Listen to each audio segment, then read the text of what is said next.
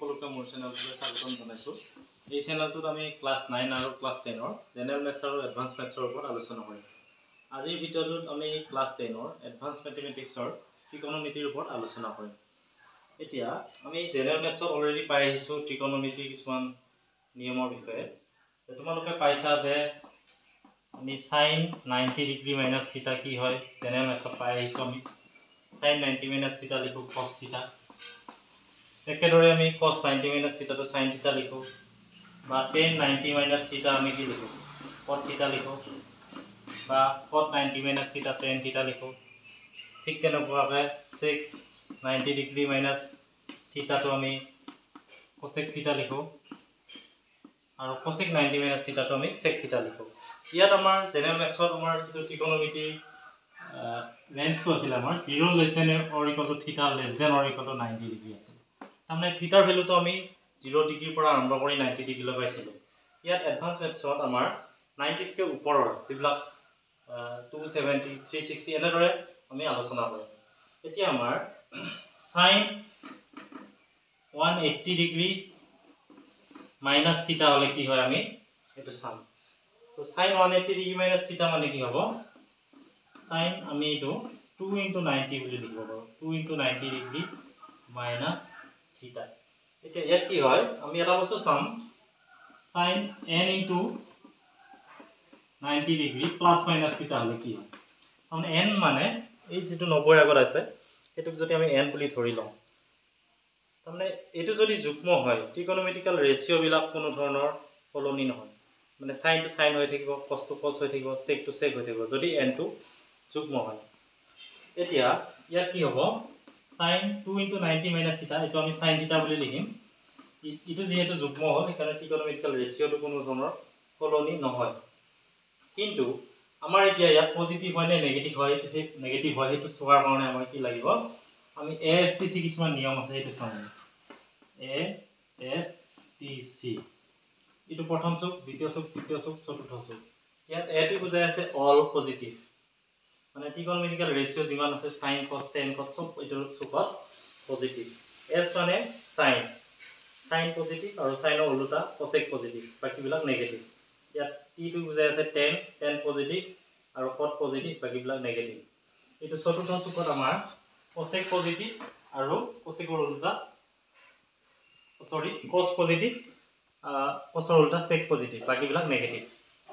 এতিয়া আমাৰ sin ইটো এটা 90, দুটা 90, তিনটা 90, চাৰিটা 90, তাৰমানে 90, 180, 270, 360।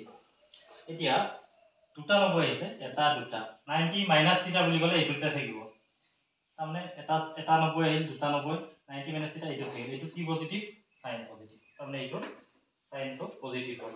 এতিয়া আমাৰ যদি আমি 180 প্লাছ থিটা লিখোঁ,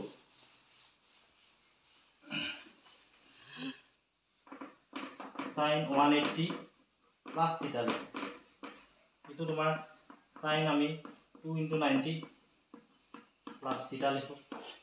এতিয়া এইটো যুগ্ম আছে, ত্ৰিকোণমিতিকেল ৰেচিঅ'টো কোনো ধৰণৰ সলনি নহয়, মানে সাইনটো সাইনে হৈ থাকিব, sin থিটা। এতিয়া আমাৰ পজিটিভ হয় নে নেগেটিভ হয় আমি চাম। এটা 90, দুটা 90, প্লাছ থিটা বুলি ক'লে এইটো চুকত গুচি আহিব, 3 নম্বৰ চুকত। মাইনাছ বুলি ক'লে সেইটোতে থাকিব, প্লাছ বুলি ক'লে এইটোত গুচি আহিব।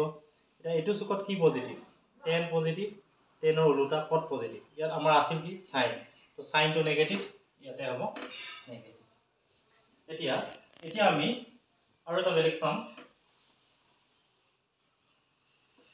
ধৰা আমি cos 270 ডিগ্ৰী মাইনাছ থিটাটো চালোঁ। cos 270 মাইনাছ থিটা কি হয়, আমি cos ইটো এনেকৈ 3 × 90 হ'ব মাইনাছ থিটা। তো cos 3 × 90 মাইনাছ থিটা হ'লে কি হ'ব, এতিয়া এইটো অযুগ্ম সংখ্যা, অযুগ্ম হ'ল, মানে n × 90 প্লাছ মাইনাছ থিটা যে কৈছিলোঁ এইটো অযুগ্ম হ'ল। অযুগ্ম হোৱাৰ লগে লগে ত্ৰিকোণমিতিকেল ৰেচিঅ'বিলাক সলনি হৈ যায়, মানে cosটো ক'ত আহিব, সাইনত আহিব, cosটো সাইনত আহিব, সাইন থিটা। এতিয়া আমি পজিটিভ হয় নে নেগেটিভ হয় চাম। কেইটা 90 আছে, তিনিটা, এটা দুটা তিনিটা 90, মাইনাছ থিটা বুলি ক'লে এইটো, এটা কি পজিটিভ, tan আৰু cotহে পজিটিভ, আমাৰ আছিল কি cos, তাৰমানে ইয়াত নেগেটিভ হ'ব। এতিয়া আমাৰ যদি আমি 270 প্লাছ থিটা বুলি লিখোঁ কি হ'ব, প্লাছ থিটা হ'লে এইটো হ'ব, এটা প্লাছ হ'ব, এটা এইটো cosটো অযুগ্ম হ'ল অযুগ্ম হ'লে cosটো sinত আহি যাব এতিয়া আমাৰ কি হৈছে আমাৰ এটা দুটা তিনিটা নব্বৈ প্লাস থিটা বুলি ক'লে আকৌ এইটো গুচি আহি যাব এইটো কি পজিটিভ cos পজিটিভ cosৰ উল্টা sec টো পজিটিভ ইয়াতে কি আছে cos তো এইটো পজিটিভ হ'ব এনেদৰে আমি ত্ৰিকোণমিতিৰ যিবিলাক 180 কে 90 কে বেছি হয় সেইবিলাক আমি এনেদৰে 90 ৰে হৰণ কৰি আমি কৰিব পাৰো এতিয়া ধৰা আমাক sin 510 ডিগ্ৰী মানটো আমি উলাম কিমান হ'ব এটো 90 ৰে যদি হৰণ কৰো কিমান হ'ব 9 6 গুণ 540 এটো 540 ৰ পৰা 10 মাইনাস কৰিলে